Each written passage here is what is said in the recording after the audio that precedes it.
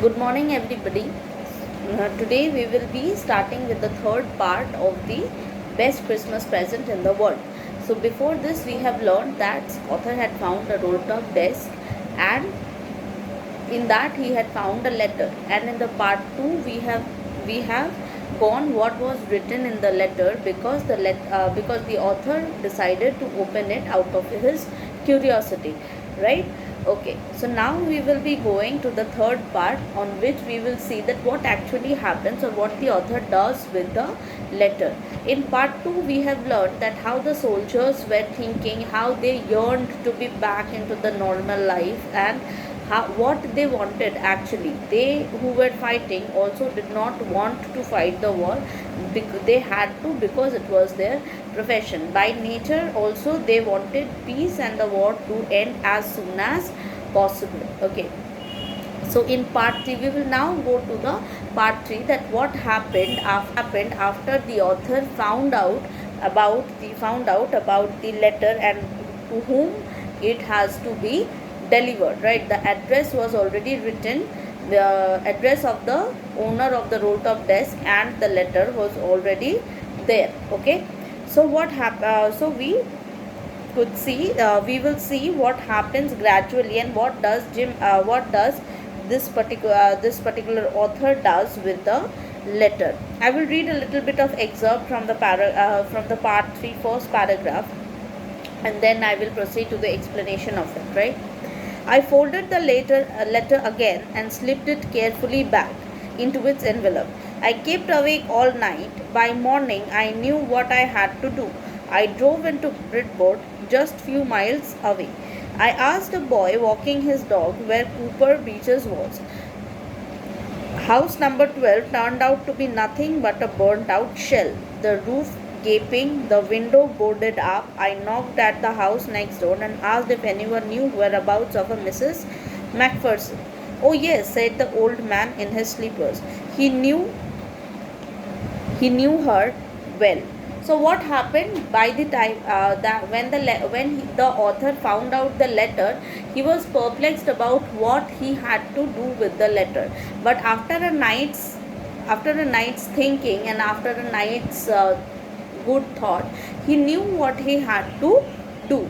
Okay, so what happened is, by the very next morning he decided to return the letter to the owner, right? And what he did, he drove to Bridport, so where the author resided, and Bridport was not very far away, right?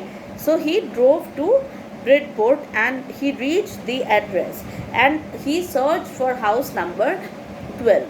But to his surprise, what happened was, house number 12 was totally burnt out and there was nobody who lived there. So what happened, author asked the neighbors and asked that if they knew Mrs.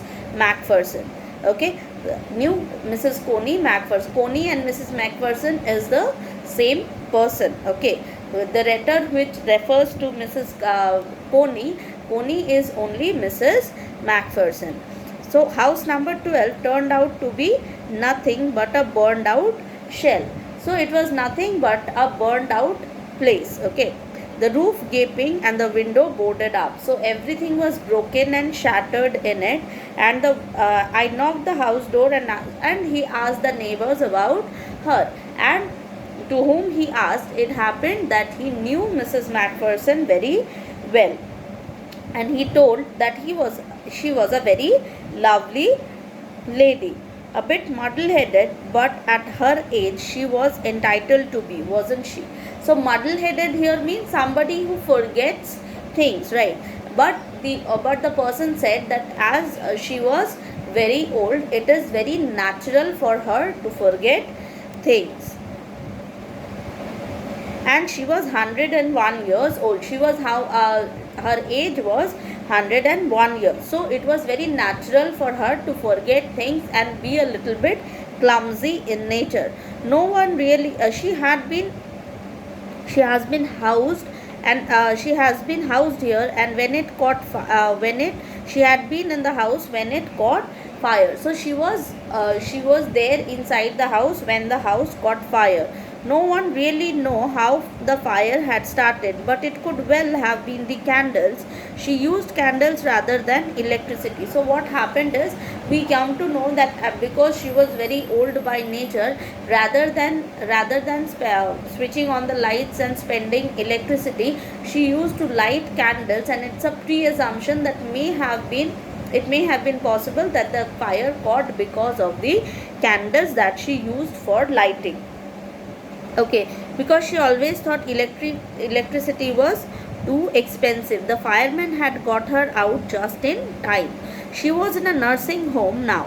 He told me, Burlington House on the Dorchester Road, on the other side of the town. So finally the author got to know whereabouts of the Mrs. Macpherson, that what had happened. The fire brigade or the firemen actually came in exact time and saved the old lady, or saved Mrs. Macpherson, and had put her into a nursing home on the opposite direction of the city, and it was on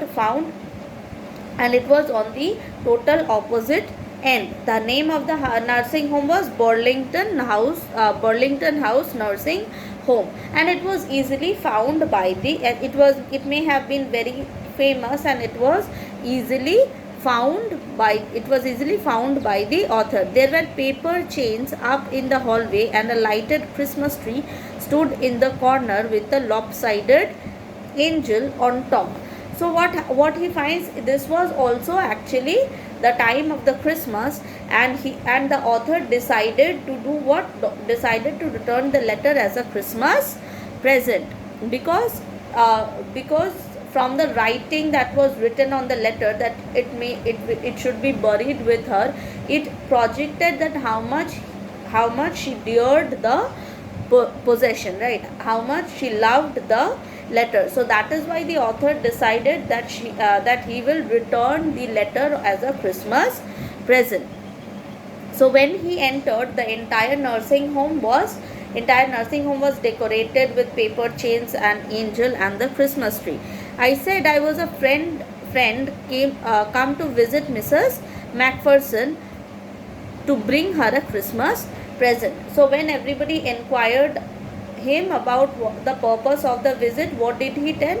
He told that he was a friend of Mrs. Macpherson and he wanted to give her a present. I could see through into the dining room where everyone was wearing a paper hat and singing. The matron had a hat on too and seemed happy enough to see me. She even offered me a mince pie. So what happened was, everybody seemed very happy and joyful, right? And everybody was wearing paper hat and singing Christmas songs. And the matron means the matron is the person who is in charge of the place, right? The matron had a hat too, and everybody seemed very happy. So the matron also offered the author a minced pie. Minced pie is a particular dish that is eaten during the Christmas.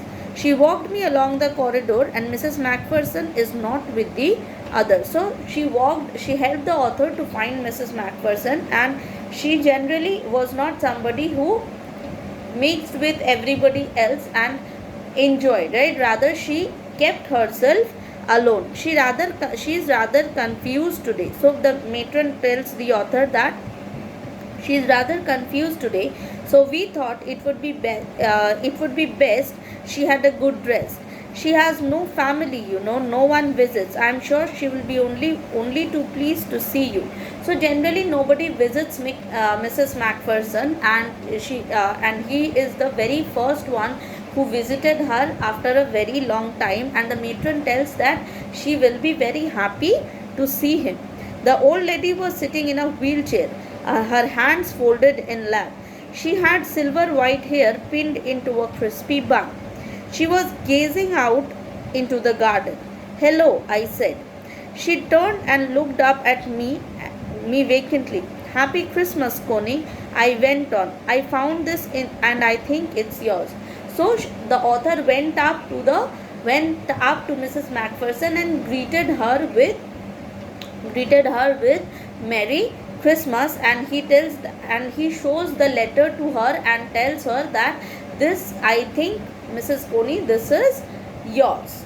This letter is yours, and he tells Happy Christmas, and he tells, I found this in the roll top desk, and I think it is yours. As I was speaking, her eyes never left my face. So as the author was speaking, the Mrs. Coney continuously started looking at the author.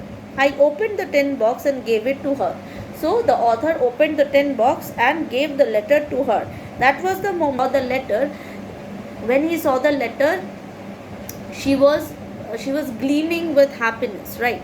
She was gleaming with the happiness from inside. I explained, and the author told her about the decks and how she had found the letter. She said nothing but stroked her letter tenderly with the fingertips. Suddenly she reached out and took my hand, and her eyes were filled with tears. You told me you would come by the Christmas, dearest, she said, and here you are, the best Christmas present in the world. Come close, Jim, dear, sit down. So Mrs. Macpherson, actually, when the author came to her with the letter, Mrs. Macpherson mistook him for him to be Jim, her husband, right?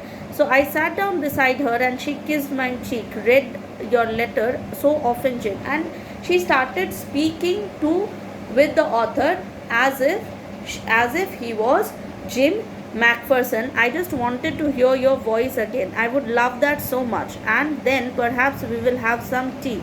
I have made you a nice Christmas cake, marzipan around. I know how much you love marzipan. So this is the end of the chapter. And at the end, what happens is when the author goes to Mrs. Coney to return the letter, what happens is she recognizes the letter and she mistook the entire person, the author, as Jim, who has returned on the Christmas. Okay, and she tells that she loves him a lot and she has made a Christmas marzipan, and she was always waiting for Jim to return back to her. This is written by Michael Morpurgon, and we will discuss the question and answers, this working with the text question and answers, in the next class. Thank you.